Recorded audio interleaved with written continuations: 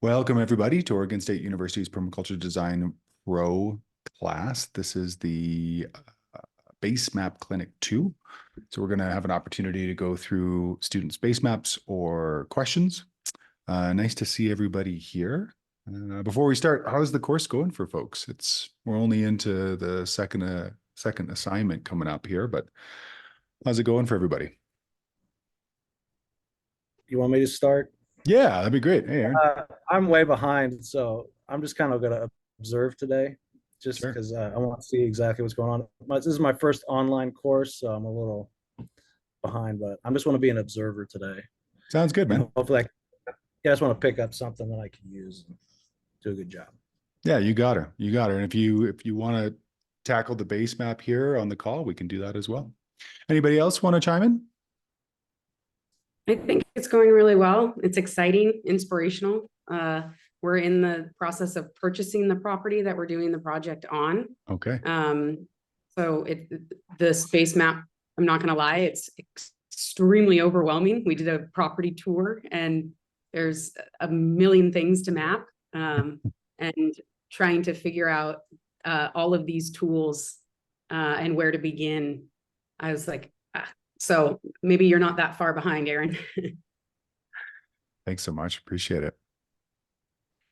Yeah, it's overwhelming at the beginning. The course is overwhelming at the beginning. If you're getting into land, it's overwhelming at the beginning as well. Actually, it never stops being overwhelming. I'll be honest with you. I've worked and lived on almost a couple of dozen different pieces of land over the last 15 years, being specifically engaged in homesteading, regenerative land design, permaculture. And there's always more. There's always more to do than you have time. It's like having too many books to read. So I hear you. I hear you 100%. But what I can say is that hopefully by the end of the course, if you follow the instructions and you go through the process and all the rest of it, you'll have a good sense of where to start. And that's as useful as anything else, because it's a huge thing to work on. And when I work with clients, that's usually the thing they like the most, is that I say, great, start here, and then help them through the process. So thanks for that. Anybody else want to chime in? How's the course? Well, I'm really enjoying it. But as you can see, my Christmas tree is still there because I've been doing the course. So hopefully we can take it down this weekend. Today, perhaps I will decide to change the design site, but okay. I hope not, because I might have picked something that is too difficult. Okay. But I would hate to give up. So hopefully I will find another way today and make some decisions. Awesome. Yeah, happy to help out with that. And I'm jealous we didn't get our Christmas tree up this year. So thank you for helping me to live my Christmas dream through Zoom on January 27th. I like it. Awesome. And I've also I've managed to take a week off from work in a few weeks' time, so I'm hoping to be able to catch up then. Perfect. Great. Awesome. Fantastic. All right. Well, this is a clinic, so questions, comments, queries. If you want me to go through and start working on your base map, kind of show you the process of how I would go about it. And those are all things that are on the table today. I can also show a little bit of Google Earth Pro as well, because it's a tool that I find is very useful. But yeah, anybody have a question, or anybody have a base map that we want to start to work on? Hi, Javin. How are you? I'm well. Yourself? How are you, Belkis? Good. Thank you. So I have been working on my base map, and I think my most burning question at the moment is the base map. In my back experience is mostly that what we draw, the source, right? The Google Earth. And so I guess my question is how far do we go through the elaboration path until we make it our own base map? And so that's actually where I think I'm struggling, and I don't know if I'm being clear enough. So naturally we have the Google Earth. how much data do we input? And besides the structures, which are not going to go away, and pathways, I think the part that I'm struggling right now is in terms of vegetation, because I feel that how basic do we make it without actually having points deducted, and then in the following ones we can elaborate on vegetation, perhaps we can elaborate on the contours. So I guess that's where I'm struggling. Where do I draw the line of what is the basic base map and then elaborate on? Yeah. Great question and great conversation. And if you want, why don't you share your portfolio link into the chat there, and we can chat about it. Sure. And I think you probably will need to guide me. Zoom is not the platform that I typically use. No worries. So please guide me on how to share through Yeah, Zoom. no worries. So if you go, and actually, why don't you share with editing permissions turned on? So if you go to your portfolio in Google Slides, and then once it's up in the browser, in the top right-hand corner, it'll say share. And if you click on that, then in the middle, there should be a dialog box that pops up, and it says anybody with link. And if it's restricted, then you basically turn it from whatever it's set to editor. Yeah. And so then I have it on commenter right now. I'll change it to editor. Okay. Change it to editor, and then copy link, and then come over into Zoom. And then at the bottom, there should be a chat function. Got it. And then under the chat function, there's a blue marker in terms of where it's going to, and it says meeting group chat. So click on that and then change that to my name, or send it to everybody. That's also fine. All good. All things are good. Everybody. Sorry. Nobody mess with everybody her. has editing Nobody power mess on with the it. portfolio. All right. So We're here to learn. We're here to learn, Okay, not you're here all to good. destroy. Okay. So what we're going to do is I'm going to walk through this with you, because we've got the ability to do so. It's just taking a moment for it to load, because the photos are quite big. Sure. But basically we'll talk about it and then we'll get into it. So, oh yeah, of course you've done an exquisite job, and you don't think you've done it. I knew you would be like this. So, yeah, so we've got this great base map that's got a lot of great detail already. So we've got grass. So we've started at the bottom and we've got grass. So we know that that's there. We've got ground covers that include English ivy, Erasmus, and poison ivy. Excellent. So that's exactly what we want. If we've got an ecology that's there, then we want to have all of those details and pieces there for us to be able to understand it. And then she's taken some iconography for deciduous trees, which is great. Those all look really nice, and she's given it to us there. We've got the pavement here, which is excellent. Looks like we've got a pond and some wildlife in the back there. So yeah, I would say you're pretty much there. This looks really good. A couple of things that I'd like to see is I'd like to see the utilities that are coming in from the street side. And sometimes we can find those and sometimes we can't. Usually there's in urban environments, there's a phone number. And for us in Alberta, I think it was like 411 or something in terms of getting the utility markers. And sometimes we can just look it up online. And then the other thing, which it looks like you've already done, which is brilliant. So you've gone on to Contour Map Generator and grabbed these contours. And then the last thing I would do is probably overlay these and then trace them lightly with a gray. And so that way we've got those. So those are kind of all the major things. If you wanted to go a little bit further, which I appreciate, because in base maps, we start to think about where are people coming in and out of. Oh, of course you've done it. It's already here. You've already got your doors. Well done.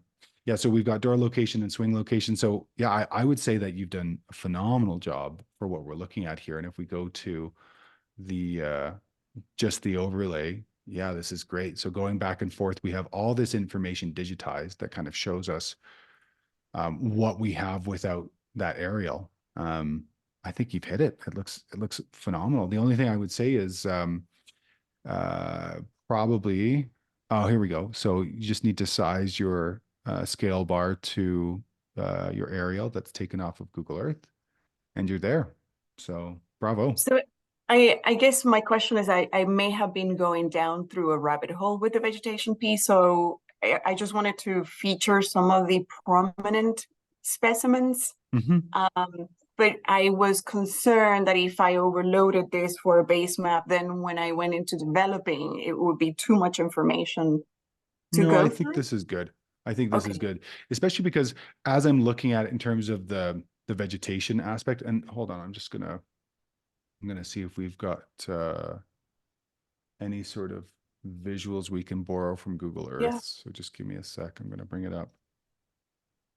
And then we're gonna close out some other folks' work. There we go. So folks should be able to see Google Earth now. Right. So what I like about Google Earth is we've got this timed functionality that can take us back a little bit, and we can take a look and see if there's any differences between the different photos. But no, I think because of the vegetation cover in the crown, the crown cover, the canopy cover, I think the detail you've given is great. And the nice thing is because they're all graphic units. Oh, there we go. Because they're all graphical units, you can remove, if you do end up removing elements of it, then you can take them off. No, I think you've got it. Okay, excellent. Well, Yeah. thank you. Yeah, you're welcome. Fantastic. Great job. Anybody else? Questions, comments, queries, quotations, some conversations where we can jump into the base map. Oh, Belkis, just make sure to change that link setting to commenter again, because that link, if you've shared it before, as you probably have, everybody will have editing access. So it's nice to turn it on and then turn it off. Thank you. Yeah, Thanks. no worries. No worries. Okay, so Shawani has given me the base map. So I'm guessing you'd like us to look at this. Oh, no, you've given me the Zoom link. Oh, that's the Zoom link? Okay. Yeah. Just a moment. I'm Okay. just trying to give you the, No I'll just go worries. back and come back. Yeah, no worries. And it looks like Catherine has put hers there. So Catherine, what should we look at here? What are we doing? I'm embarrassed. It's such a good job. Yeah. Thank you. I'm struggling with trying to figure out even how to get our property perimeter. We're in Portugal. We don't have access to the land, like even to see our property lines. And we're just trying to draw out our property perimeter and struggling with that. Gotcha. And so on my Google slides, seeing the base map it's of 2023, but the Google Earth view of 1985 is a much more Clear. like easier to use, I suppose. Yeah, and there's nothing from the county that we could use, or it also has a question or wants to jump to them. I don't even know what my question is other than help. Yeah, sure. So in terms of you're purchasing this, so is there a survey or is there a property report of some way, shape, or form that shows the boundary of the land? We have an energy report, but they don't have a survey of the actual property lines. Okay. When we did the walkthrough just the other day, they kind of said, okay, this tree is ours. That cement post is it was more Visual. and I guess anecdotal, not official. Like Okay. when we're looking at our property where we have things cemented off, we can tell this is absolutely our perimeter, but where the trees are, if there's not an existing cement post, they're like, this is ours. This isn't. And it's kind of like, well, we put this tree, we don't have a drone, but that is something that we're going to purchase to help with this. And also the visuals on Google Earth Pro are much better than Google Earth. So I've already found some better visuals for us to start off with. Fantastic. So I think, this is good, but when I've had clients who've purchased in Portugal before, when they purchase, they're given the deed, and the deed has a survey map on it, because at some point you need to know what is and is not yours. Correct. So and we don't have the deed. Yeah, we're in Okay. the process of purchasing, but not. Okay, so that might be something to ask them for, not the deed. They'll have problems giving that to you. But in terms of the map that comes with the deed that showcases, and it'll be, in Portugal, they can sometimes be, 50, 75, 100 years old, but, and usually photocopied, but that then I think gives you a starting point, because as I'm looking at this, I'm actually having a hard time referencing, because this is where your address brings me to, but actually I'm having a hard time visually That's not referencing. it. Yeah. That's not it. Yeah. It's weird. You can't really find it by the address. You have to actually visually look for it. So if you zoom out a little bit, I could probably help you find it. Sure. Do you have UTM coordinates for it at all? Let's see. Ethan, think so. I was just looking through your design site and I couldn't see that you had, How did we find this? okay, but you previous- did say Google Earth see for yourself. No, hey, Okay. you're fine. Okay, so what I can do. I think I probably is added a Google Earth pin. link. Sorry. So I think you are here. If you go north, it's up. Oh, you can't see me, my finger. No. Yeah, there, that's it. There it is. Yeah. It's up a little bit more to the next valley. You're right where your hand is. Yep, if you zoom in right where the. Mhm. Okay, There it is. Now just to the left of where your hand is, okay, There's the that is the house, and to the right of it is a long driveway. right. So that driveway is ours. Okay, And then the property just underneath the driveway, most of those structures are not ours, okay, but where that driveway leads is our house, and there's 10 levels of the backyard, like 10 scoped or scaled layers to the backyard that are Okay. ours. okay. So, And then- and are these terraces or are these yeah, just it's paddocks? basically terraced. Yeah, it's Oh, awesome. No, they're, yeah, they're leveled out. They're a few feet, at least 3 or 4 feet difference between each space. Okay, so we've been having a difficult time even showcasing that. And this is, I believe, the 1985 view? No, it's No, not, that's 2017. this newer. is Okay. 2017, January, February, March. Yeah. Okay, so you've actually added some great detail on Google Earth. And so one of the things I would do if this were a property I was working on is I would move over to Google Earth Pro, only because you're going to have an easier time working with it. Now what I'm doing right now is I'm exporting your files from Google Earth. Whoa. Okay. It looks like it's very happy with what we've exported and imported. So we're going to turn off a few things here. We're going to see if this comes back, because you did a great job outlining the property boundary. We did start to use Google Earth Pro. Perfect. and There we go. What I took a screenshot and added into my Google Slides. Okay. And then we tried to create the property boundary in Google Earth Pro. Nice. So this is looking nice. This gives us our outline. Let's just Mhm. Pretty good. I mean, we're a Yeah. little there, but I think that's okay. Yeah. We're going to take it to 2. Okay. So this is what I imported from what you had on Google Earth. Is this roughly right? Yes, that's- yeah, we were missing some to the left, but That's yes, fine. that's Yeah, as of usable close as we space can get. and all that. It's perfect. Yeah. Okay. And then does it come all the way out here, or does it come on this angle here, or? So the trees in question are the ones on the left that they're like, they're yours if you want to take care of them and whatnot. Yeah. So, and then there is, this is pretty close to the property perimeter. Yeah. But what Okay. it's not showing is the slope, or the chicken coop and the pig pen structures. No, they're not there. Yeah. Mm-mm. Yeah. Okay. So maybe we'll pop back up to 2023 and see if it's not a great. Yeah. We'll go back to 2017. Okay. All right. So what I would do if this were I is I would get a little persnickety and basically come down tight and basically make sure that these are accurate. Because it looks like most places, this is pretty close, but could use a little bit of love in terms of making sure this is all good and great and all the rest of it. And then this size of property. Hold on, just It's overwhelming. fair That was enough. the example video.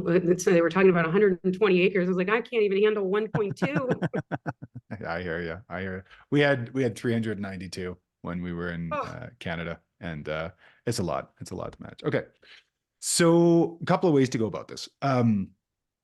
And this is where me being a regenerative land designer with permaculture as a tool in my toolbox, as opposed to a capital P permaculturalist, and it's the only thing I do, is we're going to have a couple options here. So generally when I'm working with folks and I'm working on a landscape of this size, because we have a number of different fields that you might put into production and looks like is already in some kind of production.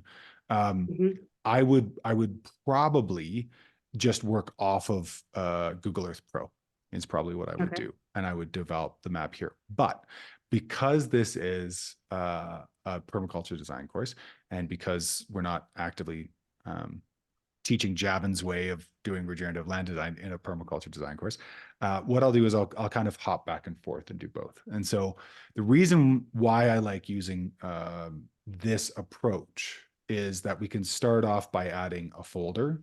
And so we're in Portugal. Not sure what the county is or whatever that is, but we'll put in your last name, Decina. And then what we can do is we can take this information and we can place it all into this file folder.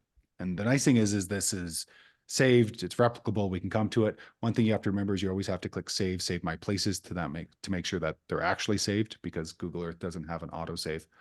The other thing I really like about Google Earth Pro is that if you're working in iOS, so if you're working on an Apple device, phone device, you can use an application called GPS Kit that Okay. will take georeference photos, and then you can import those georeference photos into Google Earth Pro, which is great for photo points. So as your land develops and designs over years, you can take these photo points and you can share with potential contractors or developers or friends. If you're seeking advice, you can take photos of a site and really show it off. The other thing you can do, which is fun, is we can turn on terrain. So terrain's on, and then we can come down below and we can start to look up at this, and it will generally give us a sense of the terrain and the slope, which is useful. Now, if you're not used to looking at terrain and slope, we can go into Google Earth Pro preferences. We can change the elevation exaggeration to 3x versus 1x. It'll usually take us a little farther away. We can click on that valley again. There we go. And then we can come back down here and we can really see that exaggeration, because a lot of folks aren't comfortable with seeing elevation as we usually do. So that then gives us a bit more information to work off of, and we can turn around, we can grab that end and we can rotate and kind of see what that slope looks like. So that could be useful. Now, the one thing to remember is the information that Google uses in all of its topographic Google products, as well as what Contour Map Generator and the Contour Map Generator that's paid from that other permaculture company. All of that information is derived from what's called the Shuttle Radar Topographic Mission, the SRTM mission, which is when NASA flew shuttle over the world in 2000, shot lasers at the world. They bounced back. It's called LiDAR, and they got a sense of what the shape and size of everything was. And by doing that, they were able to get a sense of the topography. The problem is that if your elevational difference was less than 30 meters different, so 100 feet, that data is very error prone. So this data is useful for us to get a general sense of it. But if we ever design anything or put something on the landscape, we're always going to go and ground truth it. We're always going to go and look at it in real life, because the map's never the territory. Does that make sense to everybody? That we're not gonna believe everything a map tells us. Yeah. Okay. People are nodding. Yeah. Awesome. So what you could do is you could start with this and work in this, and then basically create a hybrid map that would then come into Google Slides. Or what we could do, and if you ever are confused or want to come back to an up or a bird's eye view, you just press U and then you press N, so then it orients itself. So what I would do here is I'd probably take two photos. I would take a photo of We're going to get my face in there. So let's move me out of there. So we can grab a photo. 135 feet is actually a nice delineation. So what I would do is just take a screenshot like this, grab all of this because it's all good data. And then I'm going to turn the property line on, and then I'm going to do the exact same thing. I'm just going to wait for my screenshot to go away. Great. So now that we have that, we can go back to your base map. This one. And then we can go down to your base map and we can start again. And so what I would do in this situation is I would remove everything because we already have a copy and we know we don't have to deal with what's here. So I'm going to move out. Actually, let's move into like 10%. There we go. And then I'm just going to remove everything so we can just start fresh. Go back to fit. And then we're going to bring in, if there's a weird whistling noise behind me, it's my dog who's upset that she's in here with me. So we can bring that in, which we will eventually, but for right now, what I want to do is kind of get a sense of its placement. So if I double click this and it'll turn into a crop, and then the big dark black lines, I can bring it down. I can bring this in. I can bring this in. And I can bring this bottom up. And that gives me just a little bit less to work with, which is great. So, and I've taken too much off the top. There we go. Great. And so now what I can do is I can kind of find its placement in the slide. And what I want to do is I want to be conscientious of the gutter space I talk about in the tutorials, but basically gutter space is the ability to leave a little bit of space around the material that you put into your slide. So this is a bit of design language conversation. Usually I just have these invisible lines I'm always thinking of that are on the sides, and then on the top, I want to have that same, whatever that amount of gutter space is, the forehead, if you will, the same for the chin. So I'm going to have these invisible lines. I've drawn these in my Zoom tools. So that gives me a sense that if I put in the horizontal title bar, which I prefer, and if I put in a legend, we've got lots of space. So this is a great situation. This is a great image placement for our situation. So then with this, what we would do is I'm going to remove those lines so they don't bug me as I'm going about this. And then the first thing I would do is probably do just an outline of the property boundary. So we can go in here, we can grab our polyline tool. And then I'm probably going to zoom in just a little bit more so that way I can see more of it, but I still have to see all of it. And then I'm just going to trace. So we're going to go through here and just trace all of this. And again, worry about being roughly right instead of precisely wrong. We can always come back and redo these things. And I can tell you, after doing it the first time and the second time and the third time, the fourth time's real easy. So don't be worried about messing up. It happens all the time. And it's always a draft until you're dead. So we just keep working at it until we've got it just so. I've done a base map for the property I used to live in Canada probably 2 dozen times because there was always something else I wanted to add or do. Generally, your instructors are going to be pretty okay with you just doing as much as you can do. And then there we go. Look at that. We did it on the first try. Nice. So we don't want this to be filled right now. So I'm going to go to the fill color, take it to transparent. We do want to have a color on it, but we're going to save that for a second because we're going to do this as we go along. I'm going to grab the legend and bring it up with us. I'm just going to highlight it all, copy it. So Command C, going to bring it in, and there's our legend. So we're going to go back to fit. Just make sure everything looks good, and it generally does. And now with this boundary, I'm going to click on the property boundary, copy the tool, and that way we've got a copy of this directly on here. Great. Now there's going to be some kind of ground cover, some kind of grass. And in terms of, you guys have been on this property, I imagine recently, is there a lot of bare ground and then grass? Is it all grass now because it hasn't been worked on for a while? What are we seeing on the ground? There's not much grass, but the whole property has ground cover. Okay. This Weeds, trees. Great. there is some grass. It's but pretty well maintained though.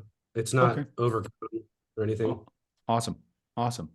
Okay, so what we might do, it would take a bit too long for me to ask all the questions I want to, but I think what we'll do is, just for the sake of our conversation here, is what we'll do is we'll make the inside of this a different color, and we'll just call that our ground color. That's not bad. And then I'm going to do a transparency. Oops. Going to click on this. Then I'm going to click on plus, and I'm going to bring down that transparency to a level that's useful. And then I'm going to take this as an item. So I've clicked on it. I'm going to click that format button. We do have a pave surface. You guys don't have a pond here, do you?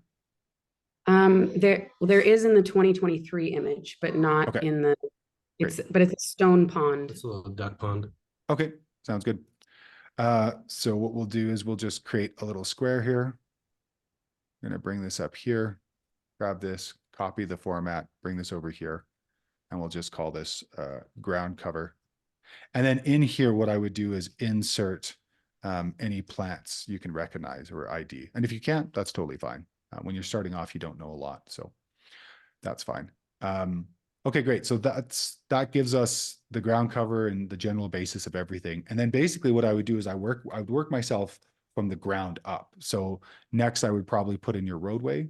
So we can, again, grab polyline, start from the front here, come out here. And then is this some sort of carport? Yeah, underneath and a patio above.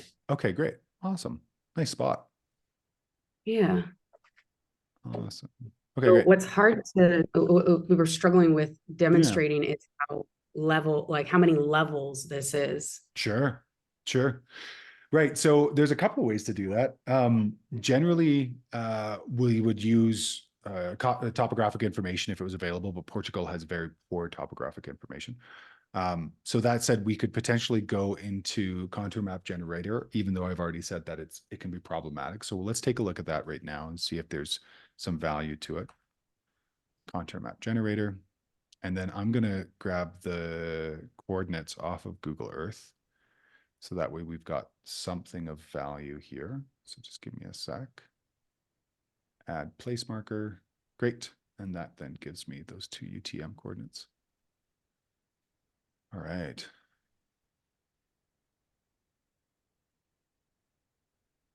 Just give me 1 sec and I'll bring everybody along with me in a screen share. Oh, it doesn't want to take that. Okay, so we could potentially take the lat long. 1 more second here.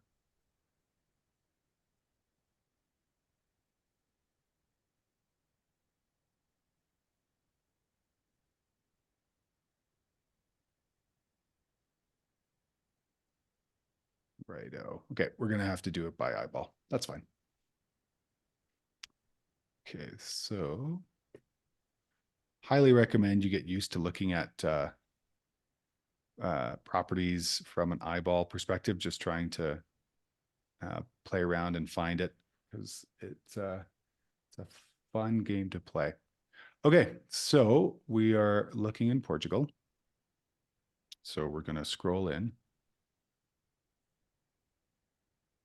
Maybe you folks can help me a little bit here, because I'm going to try and reference off of, you're kind of dead center there, aren't you?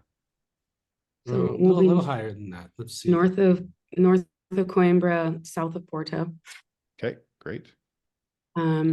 So do you see Santa Maria da Feira? Santa yeah. Maria del Fiera. Yeah. That's southeast of that, but it's a little north of where you are. Okay. Val de Câmara, You there's see Val de Câmara, because when you put our address in, it doesn't take you where it needs to go. so Okay. if you follow that yellow highway that goes northeast of Val de Câmara, zoom out a little bit.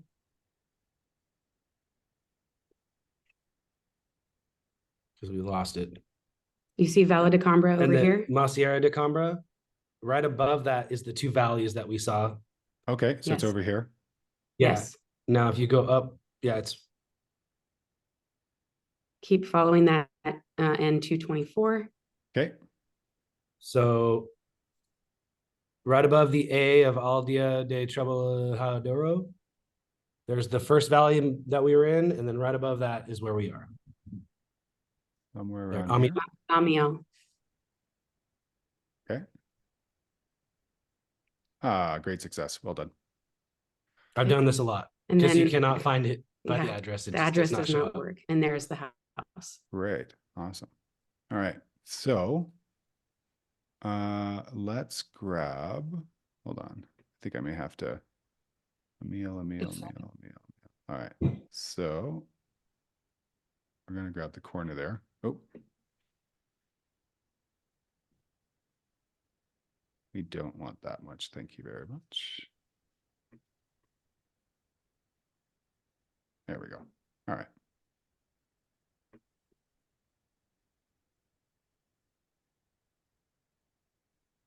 Oh, might have lost it again. There it is. Y'all like Lower central, left. central left. Ah, down there. Well done. All right. So I'm just curious to see what kind of data we can get from this. I'm not saying it's going to be useful, but we're going to give it a shot. So generally, we're going to try and grab the full range. So if I remember correctly, that's kind of the upper corner. Hold on, let's see. Let's go back here for a second. And fit. Yeah, so it goes up here. Yeah, so we definitely want to keep this in there. And then I'd say that's probably roughly right, eh? Yeah. Yeah, okay. And then do you folks work in metric or do you work in imperial? Well, we've been doing this in Imperial, Okay. but great. so we might want to do metric. So we're going to get data off of this. Yeah, so this will be the existing and actually follows the contours pretty well, actually. That was great. So we're going 5 feet per. That's great. And what I might do is I might change our level just to 1 and see what information we get this time. And it absolutely doesn't want to respond. Yep, that's what you get for free. Okay. So that's not bad.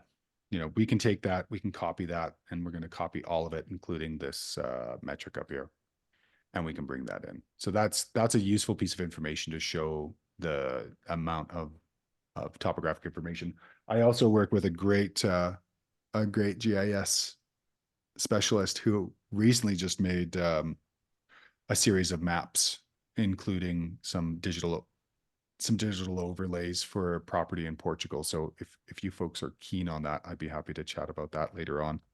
Would love to. You could reach out and we could talk about, okay, let me see where, okay, there we go. Let's take that one. Cool. All right, so we're going to do the same thing. We're going to crop in and we're going to crop in tight, and then we'll come back out and grab this information here. And we're going to crop in from the bottom and crop in from the side, just that way there's less data for us to deal with. Okay, great. So again, this is all about being roughly right instead of precisely wrong. So we're going to try and make this roughly where it should be. And we're going to right click, go on format options, go to one of these that has the opacity adjustments. There it is. It's going to go to about 40%. Now, the one thing about Google Slides is that, as you'll see here, as I've done this, it's decided to go, at least from a visual perspective, from what we're seeing, it's decided to go fully what it is. So we have to basically come back and forth and kind of play with it. Although, wow, that's really close. Let's jump in a bit tighter. Oh, other way. Too much. Okay, so we're very close here, I would say. I'm just going to refresh once more, and then it should come back as transparent. But then we're going to lose the in out. That's all right. Yeah, it's pretty good, actually. Let's see if there's anything else we can do here just to... No, I'm actually quite happy with that. Okay, so what we're going to do now is I'm just going to grab the contour lines and basically I grab the squiggle and then I'm going to do a light draw on all of these. And I'm going to do it again. And just kind of roughly getting the contour. The reason why I'm not too worried about being as precise as we need to be, one, is that we're doing a pretty rough conversation about everybody's site here during this course. And the second is that when we are working on sites like this, we're always going to go, and if we're putting in a terrace, if we're putting in a swale or whatever, we're always going to have another type of measuring tool that we're going to bring with us and we're going to work with. So it's not such a huge issue. And then we'll grab this one as well. Cool. All right. And now what I'm going to do is I'm going to bring in a text box. We did this yesterday, actually. Bring a text box here. I'm going to double click on this again. Oh, I double clicked on the other one. I want this one. All right. Let's right click first. Right click. Format options, adjustments, go back to full opacity. Double click on this. Still, oh, there it is. Awesome. So that red is, just trying to get over to the right here, 1066. Cool. All right. This will be 1066 feet. And then I think it goes down by 5. So this should be, although we'll format this right now. So we just copy this guy. We might put this over on the left-hand side. It'll likely end up over there, but we're just doing this to capture the data and then we'll do a little formatting. Okay, so we're going to grab this and then copy paste. And then it'll go down by 5. So imagine it'll be 61. And then we'll double click on this again just to check. Oh, 15. Interesting. So it's going by an interval of 15. All right. So 1051. So yeah, I would definitely come back to Contour Map Generator and do this again, but now you know the process. 1051. 1051. Okay. So now what we can do is we can remove this, or what I like to do is duplicate any slide that I'm worried about losing a layer of. And now we've got our contours on there right away.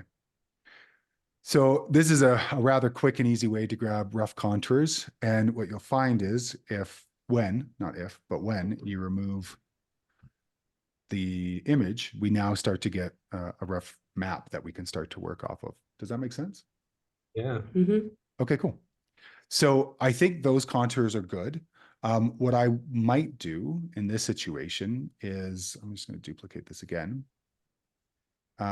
Is what I might do is I might remove these for now, but we'll bring them back in for the final. And what I might even do is delete this so I can see this. And then depending on what the terraces are, I might actually just create thin linear strips. Now, we could go back and forth and you could be like, oh, it's not there, it's over there. But I'm just going to make an educated guess to show the principle. And then you guys can do it yourself. So generally I'm looking at this lower layer or lower level and it looks like it's generally the same. So what I'll probably do is I will take the polyline, excuse me. No, okay, it's okay. Come here. You're fine. Over here. You're fine. And then basically what I would do is create a gradient. So what I'll do is I'll use the grayscale, and usually dark looks good at the bottom and light looks better at the top, but this can be a transparent gradient that you have underneath your entire base map and can work really well to showcase the different layers and levels. So we've got that. Zoning out the property. Yeah, exactly. Okay. Yeah, you got her. So like we might do this at this level, which is not going to be very useful. So then we hit here and we go down to, let's say 50 or 40 or something. Let's see what 50 looks like. 50 is great. So what'll happen is if we bring in all the information over top of this, you'll actually see a gradation moving up. So if we did the second level, so we just to keep the mark here. So we clicked here. That was using this gray. So we might move up a gray for the next one. So this kind of looks like it's a level. Again, I'm not saying it's perfect because you guys know your site way better than I do. And so we might There's grab a little this sliver right in there, but yeah, that's okay. and then do this. Just follow along. There we go. And then similarly, we're going to grab the next gray over, and then we're going to hit this custom color, come down to 50 again, see if we have enough change between the two, and we can always delete this to see if there is. It's not bad. I wouldn't mind a little bit more. So we're going to grab this again, maybe drop another 10 points, thereabouts, delete this to see. That's pretty good. Now, it's not exactly right. So what I might do is I might double click on this and then just move the point so that way it's a bit more attached here. And then again, we can always, there we go. That's great. So that's kind of terrace 2. And then I would work my way up there. And then what we could do is we could grab this, copy this, bring this over here because we haven't moved anything. And then if we delete underneath, yeah, we start to see that gradation change. So I might do it that way just to show the differences. Okay. The other way to do a coloration difference, just to show you all the different ways we might be able to do this, duplicate slide. So one's contour, which is always going to be the most useful. The second is this. The third is, and I don't know if you know anybody in your area that's working with a DJI drone, but you have enough open canopy here that if you did a flyover with a DJI drone and then used a third-party processing either through Maps Made Easy or Drone Deploy, you could get a digital elevation model, which is like taking a piece of silk and then draping it over your entire landscape. So you get this digital elevation model, this point cloud. You can then post-process it to like 10 or 15 centimeters of accuracy. It's actually quite good. So that's another option if there's anybody in the region that's doing something like that. And then, oh yeah, I was going to show this other color trick. So we have those there. So what we're going to do is we're going to delete this one, come back here, grab this one, bring this over here. And instead what we could do is we could do the same thing, but we could just do it with grays directly over top of the green, which is basically taking the same coloration. So we take a line, and again, I'm going to do this quick so we don't spend a huge amount of time on this idea. But let's say there. So there's our idea. So this color, we just go back and make sure we know where it is. So it's right here in the bottom left-hand side. So I'm going to take this, going to click on this as that being the color, and then we're going to augment that. We're probably going to just shift it a little bit darker. And so what'll happen is you'll actually see that delineation of darkness. So 2 ways to go, or 3 ways to go about the terrace conversation. Does that make sense to you folks? It I does. think we can figure out at least one of those. Yeah. It's wildly helpful. Yeah. Okay, good. Awesome. And then the other thing that I would probably do is I'd come back here and see if we can't redraw those contours because number of level 7, let's go with 1, let's redraw. There we go. So that's at 1 foot and really shows the error of this data because I imagine those terraces were built long ago. And so we're not getting exactly the material we would want. Maybe we could try at 5 and redraw contours. That's actually a little bit better, but it definitely kind of gives you that sense of where your valley form is and where a bit of another valley is and all that good stuff. So I would do it one of either ways. Contours are always useful, but yeah, if you want to reach out and I could tell you a little bit about the contracting route and see if that colleague of mine has time or data for your area. Be fantastic. Yeah. Thank The you. more data, the better. Yeah. Javin@allpointsdesign.ca to send me an email. So awesome. Okay. Anything else you wanted to touch base on with this map here, or does it make sense in terms of like starting at the bottom, moving up, and then you would just be basically going in here? I wouldn't be particularly persnickety and like try and do every single one of these trees with a little icon. That would drive me Right. a little insane. That was the point of overwhelm when we did the walkthrough the other day. There's a lot of existing vegetation, like a lot of different things too. So as we, Which is fantastic, but I mean, we're looking at probably over 50 different types of see that right there is like a stone wall. 4 or 5 foot wall, and it kind of gets bigger as it goes north. Okay. The walls are pretty tall for a couple of them. Oh, that's brilliant. So yeah, what I would do is I would create some kind of iconography, probably use a polyline in that case, and then basically just, you know, stretch down and make sure that this then gets entered into your legend as something of value there. So you do have ponds, you do have buildings, so we're probably going to have to make a new entry. So copy paste. So we'll put that in there, and then, you know, muck about, find what you're looking for, probably a gray to a brown or something, Yeah, something stone, you know, something like that. And then, you know, take this, copy that, put that there, and just say stone retaining walls. So that way it's pretty clear what we're looking at, you know. Yeah. Yeah. Awesome. And can you repeat your email again, Giovanna? Yeah, I'll put it into the chat. Thank you. Yeah, anyways. You can always tell the Americans it's Javon. So you could see with us not having like each tree outlined, let alone all of the Oh different yeah, types. that's too much. Yeah. That's way too much. Okay, cool. Thank All right. you. Yeah, no worries. Looking at the time here, we're going to have to boogie. So Shawani has also brought in her map. So Shawani, what are we doing on yours?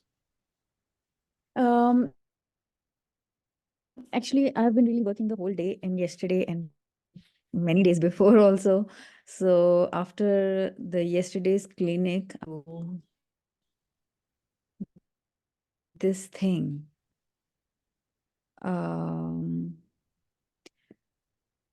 But from my previous data, from retrieve this contour map Oh, wow. This is brilliant. and this base map also. This is great. Yeah. First one I have done because I wanted to do it myself. Yeah. So I almost tried all types of techniques. Only thing is that where I am getting problems how to, because on this map this was the hand-drawn kind of. So all these trees, how do I make a legend? Because I cannot edit this one. Right. Okay. So if you want to make a legend This is within after. Google Slides, the easiest way to do this is, okay, so your legend's been taken off. So we're gonna go and steal from this one. So what I would do is I would come in here, put this in, go back to fit so we can see what we're looking at. Great. And then basically what I would do is you've got some of these elements here, but I would probably copy these elements over. And the way I would copy them is I would come down and I would basically create tiny screenshots. So I would screenshot this, and then I would bring this back in as an image like so. And then I would just pop it into one of these areas. So let's say we're doing it down here. So I'm going to make this a bit smaller. Nice. And then entrance. So I would do that for basically everything. So if you've got different tree iconography here, as I'm looking at, I would similarly take a screenshot of, you know, one of these little guys. How are you taking the screenshots? If you're on a Mac, it's Command-Shift-3. And if you're on a PC, I think there's an application called Snagit that then allows you to open it, and then there's a short code, and you can do exactly what I'm doing, which is you can take short or small window screenshots. Yeah, because the shift command 3 takes the full screen. And what are you on? No, like you have just taken out one tree. I was Oh, sorry. I think it's Shift Command 4. Shift Command 4. It gives me the little the little pinpoint. shift. Yeah. Okay. Shift Command 4. And is this map okay? I mean, or This is great. Yeah, this is great. The one thing we're missing is what the ground cover is. But looking at the aerial here, I'd probably even do this a little differently if it were I. So I'm just going to remove some of these elements here. We have the one above, so don't worry. I'm not deleting anything. Let's remove this. Oh, that was useful actually. No, let's do this differently. Hold on.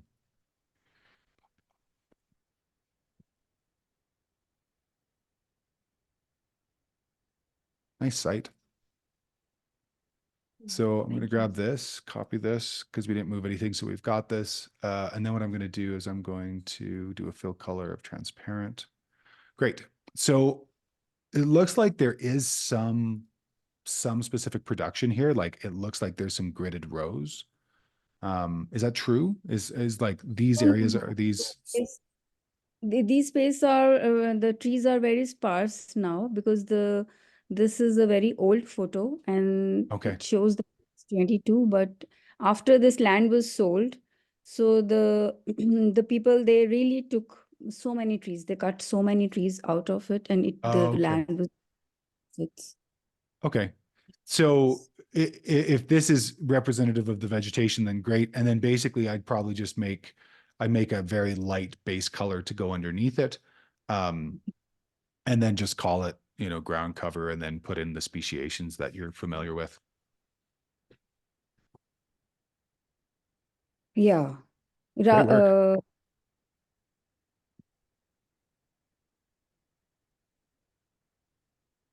So yeah, the next thing I would do is probably just jump in here and then grab those like the iconography of what you've used here. So similarly, like there's some small trees and some bigger trees, it looks like, put them over here. Once if you can, identify them and write them out. But this is great. You've done a great job here. What did you design this in? No, this is not designed by me. This Oh, okay. is because this is designed by someone outside. This is Sure. not my creation. I have been doing the slide number 28. So Okay. that is I was doing. Well, I'm not at well versed in that. I would say that this is great. I would use this. It's already pre-existing, and if it's accurate, then it's fantastic. Yeah, this is a proposed plan. Like Oh, okay. This is proposed, so this doesn't exist right now. this does nothing is exist. Okay. We have 2-3 structures which we are going to we are not supposed to keep them. They'll go. Oh, okay. I gotcha. So this is the basically this is the area, and that's the surface runoff, and there's a one rivulet which is going through the property, entering this and going into the river during the rainy season only. Otherwise, it is dried Mhm. and waterlogging at some areas. So actually, I wanted to show the green, the trees and everything, and actually, I wanted to create everything in this. Gotcha. Okay. Yeah. So same thing as we were doing with Catherine, you would basically walk through that same process. So you would start with your example here. So I'm going to duplicate this slide, and we'll put in water eventually, but I'm just going to take it off here for a second. You've got some fencing in there as well, which is great. So what I might do is Yes. just turn this into, again, a light green, so something that's light. And so I'm going to change that to pretty light version of that, which is great. That gives us a base conversation. So then we can take, hold on, I'm going to grab from over here because it's just a bit easier. So I'm going to grab that, come over here, pop this in here, and then we're going to call this ground cover. And then again, once you get into the sense of what that ground cover is, you can come back in and improve upon that. Great. So we've got the ground cover. And then from here, depending on where the trees are, I would then come in with another color. I'm just going to remove some of these waters because we usually put those in at the end, or bring in contours more usefully. So what I would do is I'd probably just create and work with a polyline, and basically just work with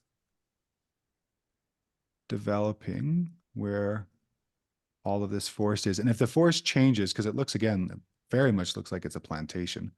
So if the forest changes, then you can always stop it like this. Okay. And so with this, then we would again come in, grab a color that we liked, probably do some transparency on it. Not totally transparent. Oh, it's gone red. That's interesting. Let's try it again. So plus, and then drop it down a bit. Great. So then we would call this the, you know, the southern forest and forested area. Similarly, we would grab another swatch basically, although this one wants to be problematic right now. Okay, grab this, copy, put this here, and then forest. Okay.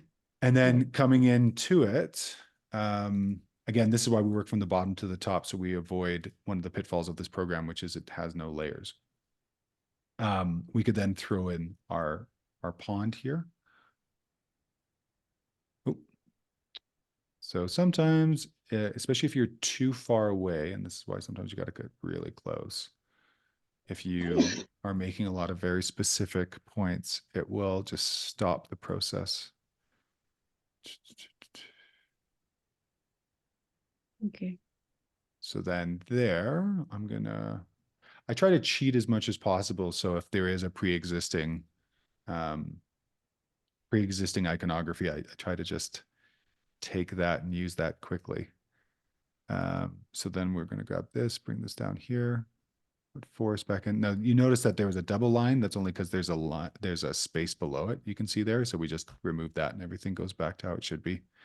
Forest, pond, we'll grab this, copy the formatting. Now we got our pond on top.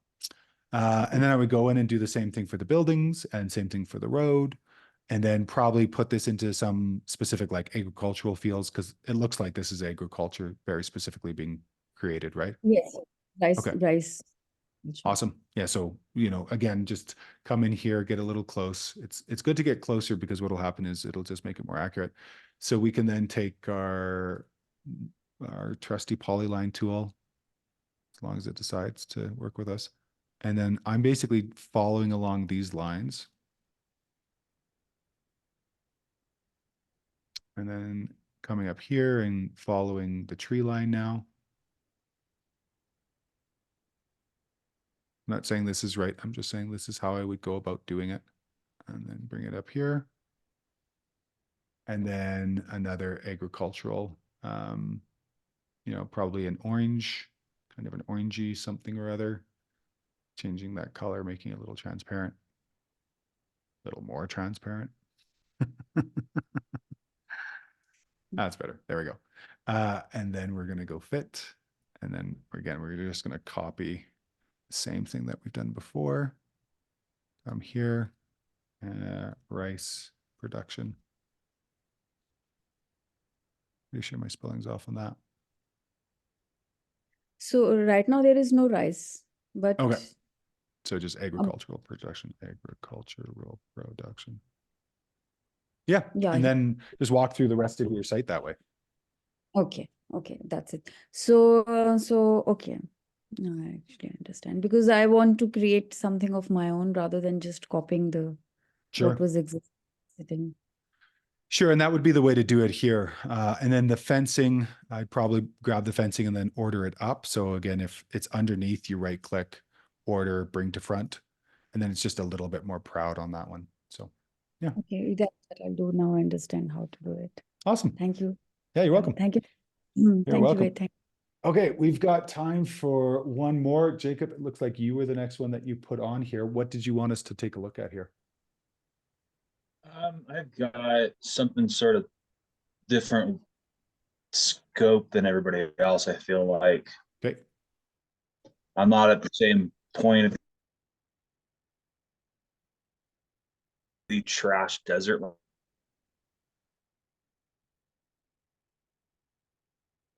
drainage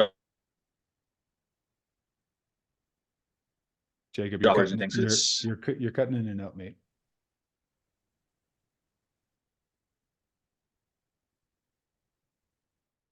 Kind of a complex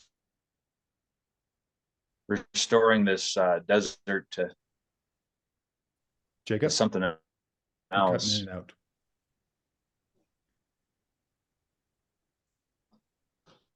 I don't know why. Is Jacob cutting Just in and out never mind then. for other folks as well? Oh, is he clear for you guys? Oh, all right. Must be on my end. Okay, let's try again, man.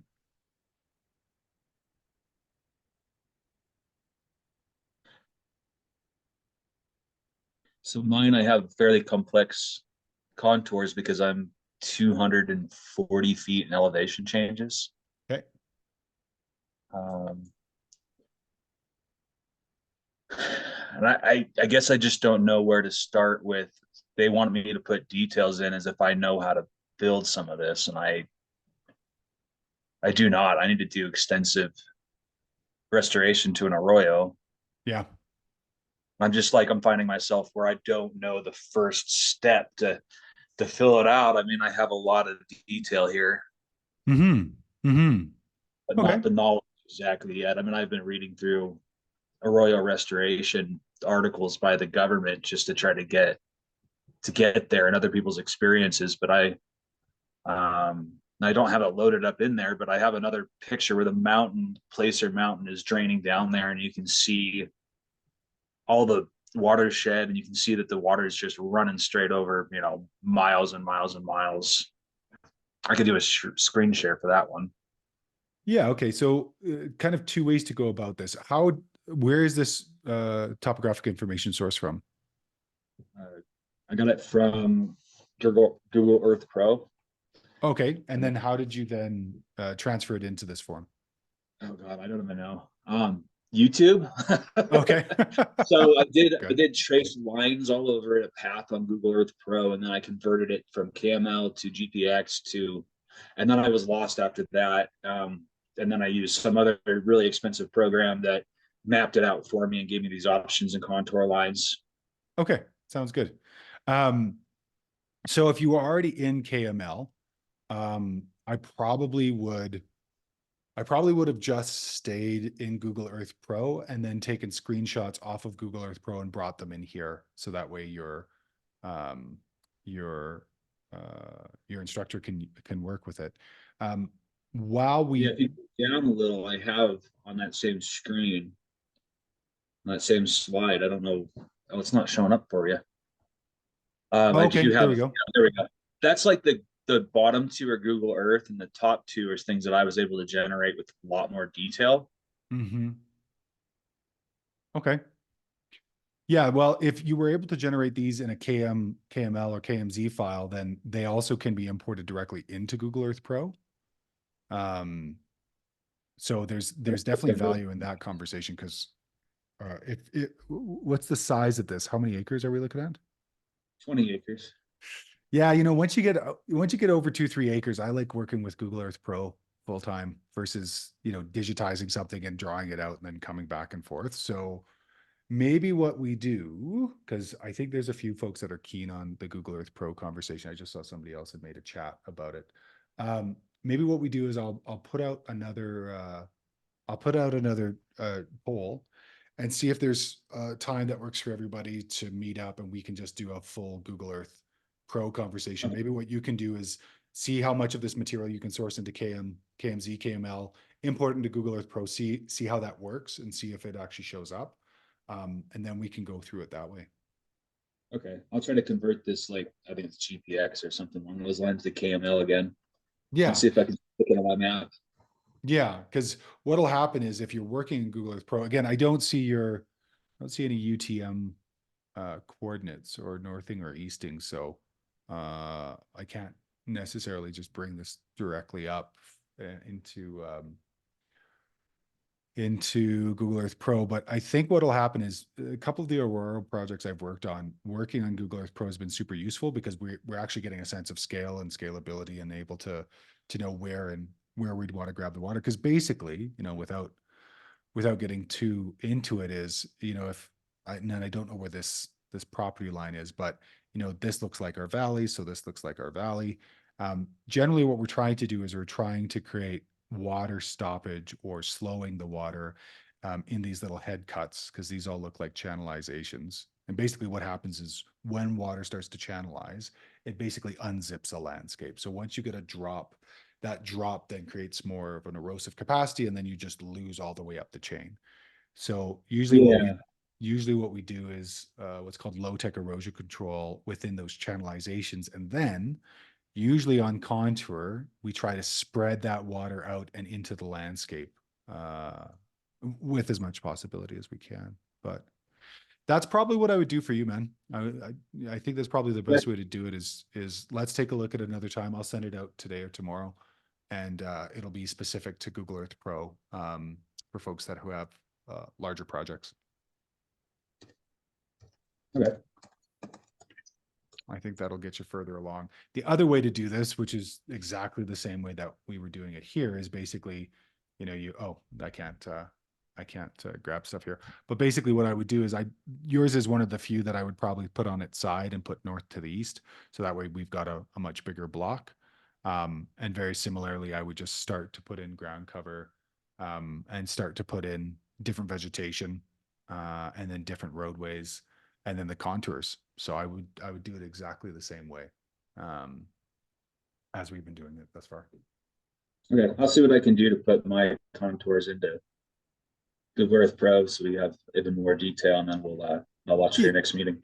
Yeah, if you can. If not, then we can look at it this way, which is basically just doing what I did, which is you have this, you bring this in, you trace this over, and then you grab probably a full block that's just like a light brown, light orange, have it as the scrub. New Mexico, so the step or the scrub ground cover, and then go in and probably just do blocks for this type of vegetation, and then roadways.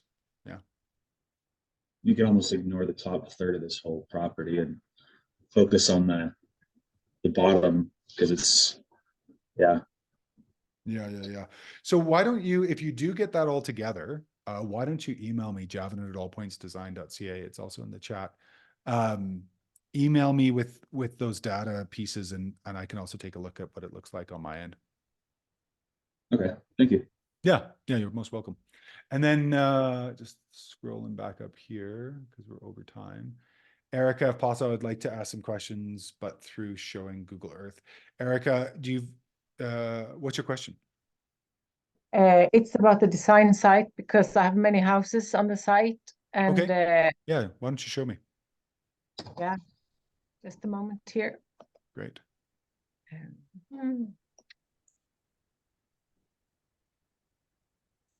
Can you see it? It is starting. Mm-hmm. Let you know when it's up. Yes, I can. Yeah. So this is my little hometown. It's like 6,500 people. Okay. And we're zooming in. I just give you some tiny background here. I work with drinking water and sewage treatment and stormwater catchment. Amazing. And when we have really heavy rains, we have overflow here. Okay. We have flooding here where the hand is. Can you see it? I can. And each time it costs about $10,000 to fix it. Okay. And some years it happens several times. Right. Now, I would like to check what happens with the water within this area here. Okay. Because this is the school area, and it's owned by the municipality. Okay. So we have things to say about what happens here. And we also know that this is the largest part of the catchment area for the problems that we have downstream. Okay. And I've just been experimenting here a little bit today. And if I zoom in here, you can see all the buildings, and there are flat grounds. And I can just say that, for example, we know that water is flooding here when we have those heavy rains. Mm-hmm. So I can see that there are potential for doing something here that could also be beneficial for the school and everything that the school is supposed to be teaching. But what would I do to make a base map out of this? Because it's very time consuming. Yeah. what would be the easiest way? Is it just to print it out and take a pencil and draw it? What of this What area, is this would you whole do? area going to be the design site or just a portion of it?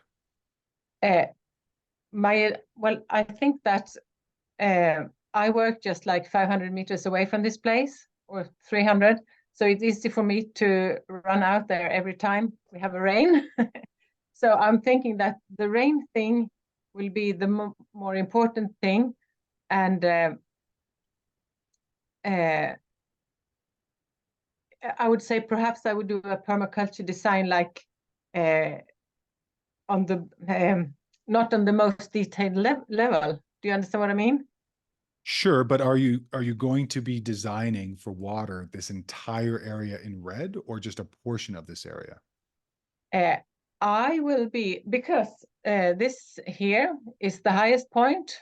Yep. And this is the lowest point, and it's quite steep, as you can see. It's 290 here, and we are down to 255. And Yes. this is about, oh, now we can't see. It's about 500 meters. Okay. So in order to know what needs to be done, I also need to see where the water flows. So no, I'm not going to design this in detail, but I would like to find the places where we can do the smallest action to get the greatest results and the most beneficial thing for the site, but also for the downstream problems. For the entire area that's in red. Yes. Okay. But I'm not planning on going into detail though. Let's have a red currant bush here, and let's Sure. plant some blueberries So here. It's not that. So the focus is, if I could kind of capitalize it into a question or a research question, it's what kind of stormwater management implementations can we do within this area to decrease the issues downstream? Yes. Okay. I have a preliminary design name I was thinking of, like solving stormwater issues with the school gardens and the permaculture design wetlands. Wonderful, And wonderful. So this as a project, so if somebody came to me and that was what they were asking me to do, the feasibility study for that would take 1.5 years. yeah, And the design would probably take 6 to 9 months. So yeah, asking yourself to be able to observe this entire site is not feasible in the time period that the course is. So what I would suggest you do is pick an area here. So if it's, around one of these buildings, let me just pull up my annotation tool again. So like looking at this, I'm not sure how close you are, but I would make sure it's close to you. But if you were it to is. take a look at, let's say, this area here, let's say, just for sake of argument, I'd probably then make a detailed map on Google Slides for this area, because then you could understand where are the drain points coming from the building. And then you could go on the land during rains and you could say, okay, generally the storm drains here overflowed and the water moves this way and moves this way, or, moves this way. And generally we start to see pooling here and we start to see pooling over here. And all those observations then tell us that if you can then take an approach of implementation, let's say in this area, that would then be your targeted area, or these areas, as taking up that stormwater and absorbing or infiltrating it as much as you can into the landscape. And there are limits to how much you can infiltrate. That would seem like a feasible project for the PDC. Yeah, because and so perhaps we can this area that is marked here. Perhaps I can just consider that as the total runoff area. I will. Oh, my English is not easy. I will probably end up somewhere here, because this is where we see a big water flow. Yeah. And perhaps this area here is something that you can do something with. But I would still have to sort of run out every time we have a rain and check where the water flows and where it comes from. And I'm also open to the idea that I may well end up realizing that, oh, if we just make a small trench here, we have solved the problem. But I would still like to see what, and especially down here, because these are the younger children, and it would be really nice to be able to do something for them, because they still really enjoy being outdoors. Yeah, so I think, But I think I understand what you say, and I have really, I am familiar with this area because my children have been to school there. okay, And so I'm not like completely new to it. And it's like for 10 years I've been there. gotcha, So gotcha, that's why I also know the site partly already. gotcha. So And I Erica, also, because we're running out of time here, I just want to Yeah. say that what I would do is I would choose an area. So if you want to choose this area, because that's where the young kids are, I would focus there. And then your observations can be how does the water flow down this site? Where does it pick up? Or what you could do is you could create a treatment plan in terms of, if we have a downspout that has this type of flow and we have a garden bed beside it, we could do a rain garden. And those implementations could potentially be, multiple places throughout the entire site. That's a much bigger project. And so Yeah. what I would do is, because the point of the PDC is to learn permaculture, not necessarily to solve a huge problem, while you're also learning the process in which you might solve a big problem. Think about this as like the beginning of a bachelor's degree. And once you get to master's or PhD, you might take on a big thesis. So with this is what I would do is I would focus on one area, and I would understand the water flow there. And then I would work on that area for a design. Yeah, okay, thank you. Yeah. Yeah. And I might change my idea entirely. Fair enough. That's also doable. But I also like these things because I knew that it would get me into trouble, and then I will have to learn a lot of things. Good deal. So yeah. All So, right, well, folks. thank you. Thank you Yeah, very you're much. most welcome. You are most Yeah. welcome. So I'll just get you to stop your screen share there. And perfect. I'm just going to bring us back to perfect. Nice. Awesome. All right, folks. Belkis, is your question short? I can address it separately with our colleague. It was actually a remark about her project, which I find fascinating. So I can address her separately if, Sure. since we're running out of time. Or if you want to voice it, doesn't sound like it'll be too long. Well, I find her project fascinating, and I can understand that there is an investment, into it. I was just going to recommend that since there is so many impermeable surfaces in the site, that maybe an approach as well is to zone it and understand how much areas are actually affecting that water runoff, that they cannot absorb the water, and then address it perhaps like that as well with roof areas and parking. I noticed that there's a lot of parking areas as well, and so there are smaller approaches that can be done, but it's perhaps just starting as well in that way, just addressing what are those areas that are really impermeable that can collect a lot of water, and then from there face it. Yeah, it's always a question of scope. So it's a Yeah. great way to go about it, and definitely a great way to think about it. But when you're starting off with a PDC that's asking you, we need a base map, and you're still making decisions on the global scale in terms of what you want to do, you need to come down to an area, and then you can apply that type of thinking where it's like, yes, now we can take a look at roof runoff, permeable, impermeable surfaces, get runoff coefficients, understand what areas are actually viable to being reworked, because not most areas within institutional landscapes are not open for discussion depending on the departments. So yeah, I completely hear what you're saying, and it's spot on. Yeah, really nice. Thank you for the feedback, Belkis. Thank you. Great. Awesome, folks. Well, I've got about 5 minutes before I got to run, and something we did yesterday, which was useful for folks, is just to understand what was the value from the conversation today. So if you can, feel free to unmute or throw on chat. What did you take away from today in terms of the base mapping, or how to approach this, or the course itself? Well, I feel like I picked the right one. I don't have to start over, and that's something I was glad to hear. Awesome. Thanks, Jacob. I love the Jen- Go on, please. Sorry. range of these projects. I think is just wildly fascinating. I know, for all over the world, it's fantastic. Yeah, this has been great. Yeah. Awesome. Thanks, Catherine. And I find it very interesting to see, yeah, from different parts of the world and also different landscapes. And my family and I were hoping that one day we will be able to go to Portugal because it seems to be a very nice country. And I think anyone who's moving around the world must be quite brave.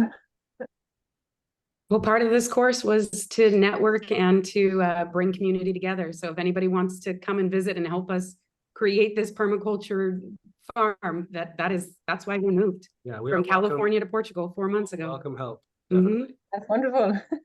Yes, and anyone can come to Sweden. Of course. Awesome. Base map clinic reunion 1 year from now, where it'll have us all at your house. Good luck. Love it. I would love to have lots of people there. Yeah, that's the whole point. Awesome. Awesome. All right, folks. Well, thanks for jumping in. Thanks for letting me know the value in the conversation. That's brilliant. One of the things about stepping into permaculture and one of the reasons why it's such a valuable tool in my toolbox is that it has an ethic behind it.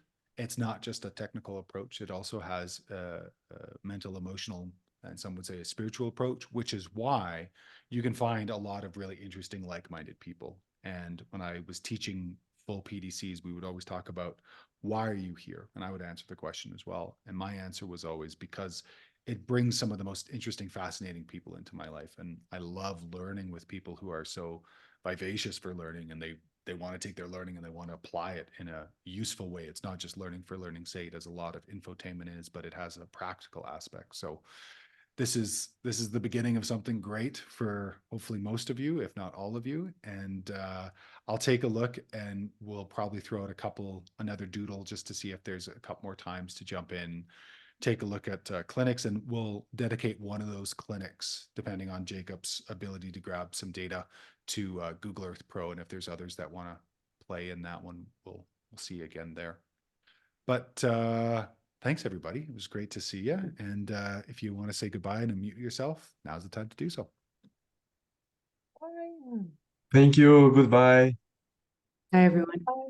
Loads of thanks. Good to see everybody.